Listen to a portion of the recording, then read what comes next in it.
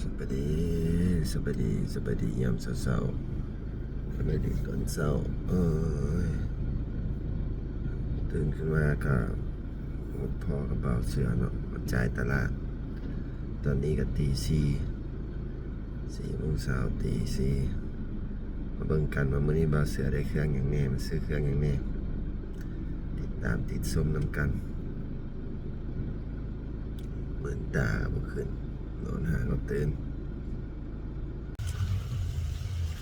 จากตลาดกับเครื่องไหว้มือแรงครับแขก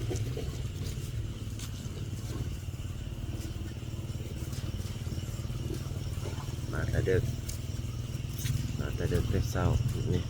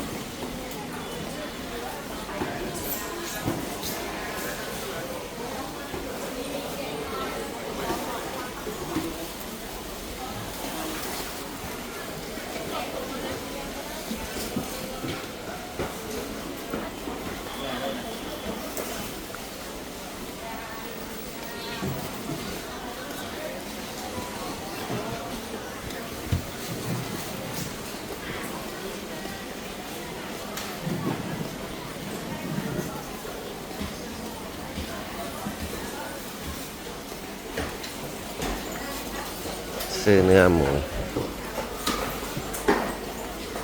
ปัญหาก็เปิดห้างมาขึ้นเชียง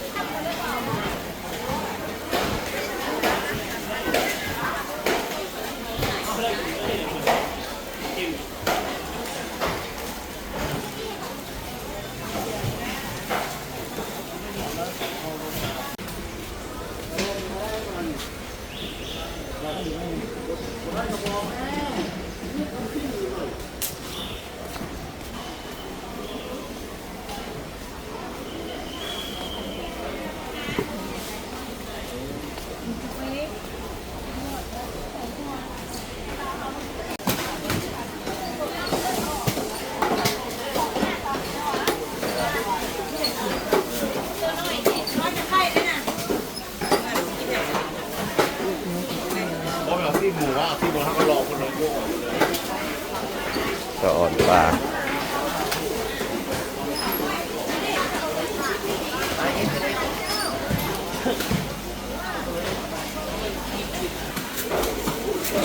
ซีนบดกับไตไก่หัวใจ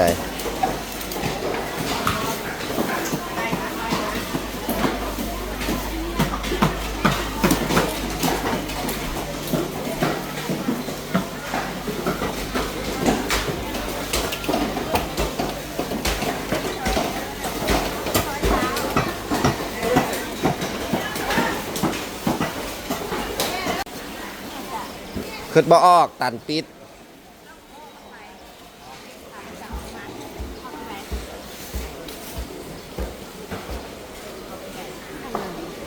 ซื้อบักโคงเลย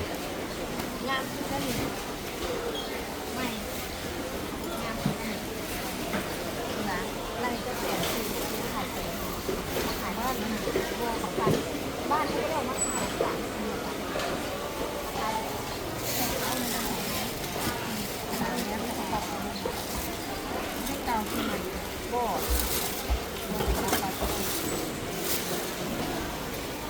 เล่นมาซื้อบักเขือเทศโลละ20,000พย่าน้ำพื้นพวกเป็นเอานะเขาหาก็เห็นเขาใส่น้ำตรงนี้ งามอีหลีมาดินี่เนี่ยเขาตัวเล่นะเขาจนจื้อแล้วก็มาซื้อซวยเขาเด็กที่ลุงหันเขาขายเขาขายเขาเสียแล้วขาย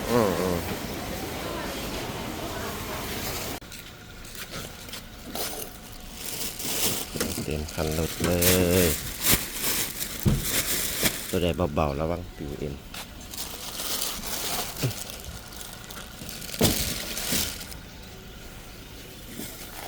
เมนูมื้อแรงจะเห็ดแหนมป่าทอดกกปีกไก่ทอดปลายแห้งยำสลัดลอกผักตำแจวลาบเป็ดหลายอย่างอยู่พี่น้องเนื้อบด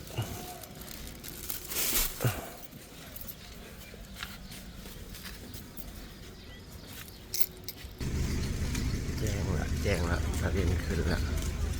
เมื่อคืนนี้คอนแจ้งกับฝนตกมองตีสองนี่แหละเดี๋ยวสู้รบกันพี่น้องเมื่ออื่นก็ใส่บ้านแล้วก็แล้วละเมื่อนี่แหละงานหนักที่สุดพอจนโบกตาก็พอตา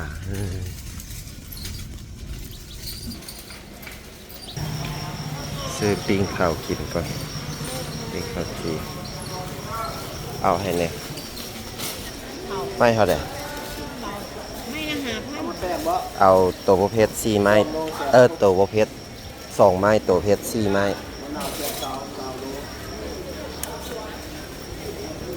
ใช้น้ำกันบ่ดิ โดยเป็นเท่าไหร่เป็น30,000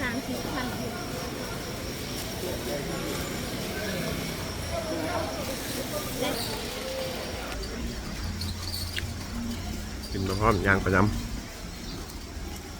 มีปิ้งข้าวพร้อม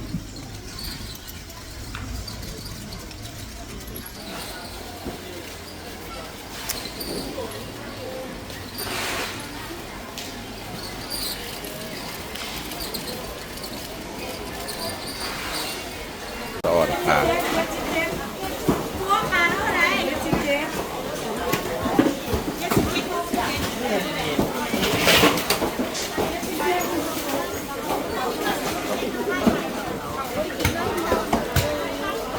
เล่บอกปีนะ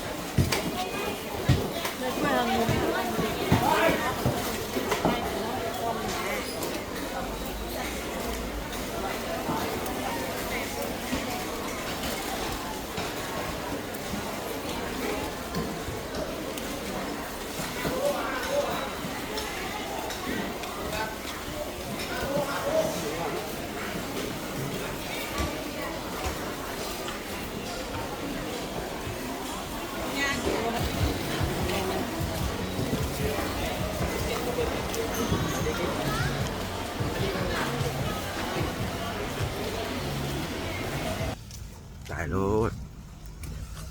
ตอนเช้าเขาแจ้งมาว่าไฟสิดับอีก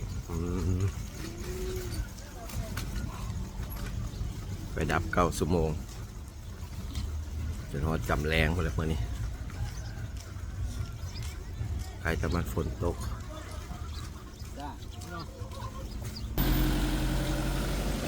เครื่องเต็มคำรถคือเก่านี่ก็6 โมงละ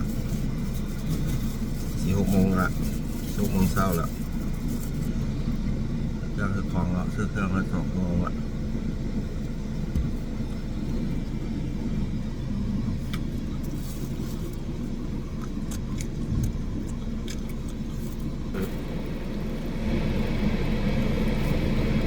ก็คือ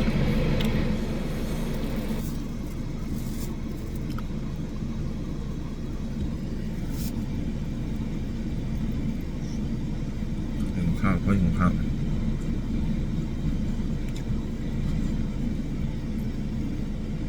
แล้วจึงพ่อกันอยู่บ้านพี่น้องกลับบ้านกับซองกันฮอดบ้านละคนเครื่องก่อน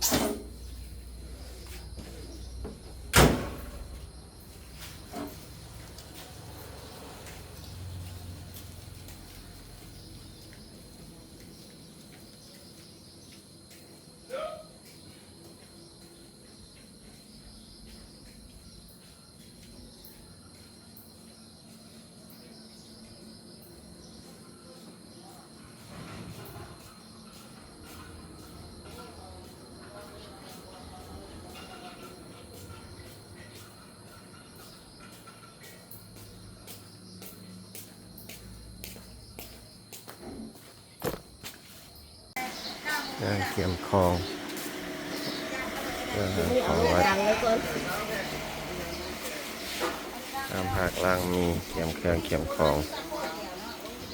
ทอดกบปีกไก่ส้มหอมคลิปนี้ก็ฝากไว้ซ้ำนี้แหละเด้อเกียมข้าวเกียมของละลงมือเฮ็ดดูเฮ็ดกินละก่อนอื่นเบิดเปล่าเสือกับขอบใจทุกคนที่เข้ามาเบิ่งและเข้ามาติดตามเนาะไปก่อนสวัสดี